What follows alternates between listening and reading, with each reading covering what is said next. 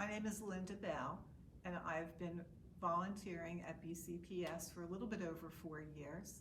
In that time, I've done various things for BCPS, but most recently, I am working with the R3 program, serving as a mock interviewer. My role in the R3 program with mock interviews is to practice with the individuals how to go through an interview. Many of them have never had the opportunity to be on a real interview and answer interview questions. So what I usually do is I talk to them about specific areas of the interview. We practice answers to questions. I also help them to become more confident and less nervous and feel comfortable in that environment so that when it is time for them to go out on a real interview, they would have greater success. I realize the importance of them having an opportunity to have a second chance. So when I work with them and see the potential they have and see the opportunities that are in front of them, it really began to have a really important place in my heart, in that I really wanted to continue to do more work with them. But as I worked closer with each of these individuals, I realized that they deserved an opportunity to have a second chance. They had so much of their lives ahead of them and so much to offer. So I think that this organization does just that. It allows people the opportunity for a second chance. It recognizes them for who they are today and what they have the potential of being tomorrow. And personally, it has had such an impact on my life that I've decided to go back to school and to pursue a degree in social work, so that when I am finished with my master's in social work, my goal is to work with people who are coming out of incarceration. The individuals I have worked with have touched my life, and I hope I've touched their lives as well. And because of that, I will forever believe in second chances.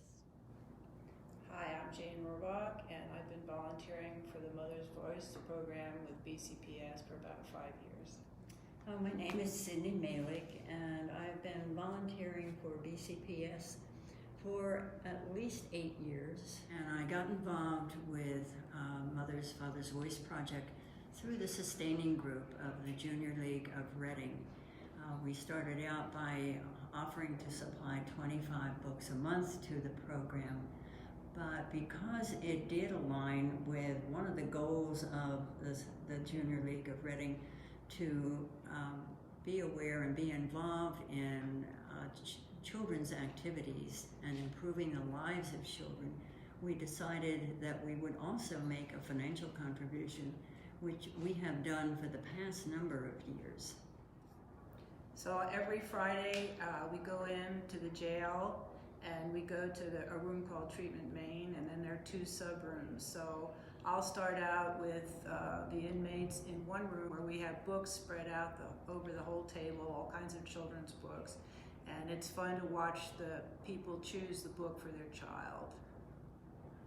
And I usually do the videotaping. I get the video camera set up and a mural placed on the wall behind the participant in the program so that we have some sort of a little backdrop. And I enjoy talking with the participant first and make sure that they feel comfortable. I think this is an amazing program because it's so important for these inmates who obviously feel isolated, that they can have a chance to communicate with their children. And when the children get the books and the videos, obviously they can look at them and listen to them over and over again so that they still feel they have that connection with their parent. I think it is so important, and it's just given me a lot of satisfaction to be able to participate in trying to keep a child connected with a parent and a parent connected with a child. It's so obvious that they miss those children and need to have that type of connection. It gives me a good feeling, kind of a warm feeling, hoping that I'm helping someone else. One of the guiding principles of the church I go to is the inherent worth and dignity of each individual. And it just really comes home to me when I experience working with these people, that, you know, you hear their stories and you hear about their children, and it just gives me a chance to live out what I believe in the inherent worth and dignity of each individual. How you doing? I'm Shane Rump. I'm one of the board members, and I've been volunteering for BCPS for about 3 years now. And I volunteer up at the CRC, or the Community Reentry Center, conducting mock interviews. Hi, my name's Rich Dorina. I volunteered about 6 years now. I volunteered because it's my way of giving back, and it's also my way of helping people that really want to make a positive change in their life. And I decided to volunteer mostly on a whim. I was looking for a volunteer opportunity. This happened to be something that there was a need for, and I'm glad I made the decision to do it because I've enjoyed every minute of it. The reason it's so important for us to provide this service is essentially some of these guys have never even had a job interview. It's important that they understand how to conduct themselves, so we give them an opportunity to practice so that when they actually get in a job interview, they understand exactly what it is they want to say, how they should say it, and most importantly, how they should conduct themselves during the interview.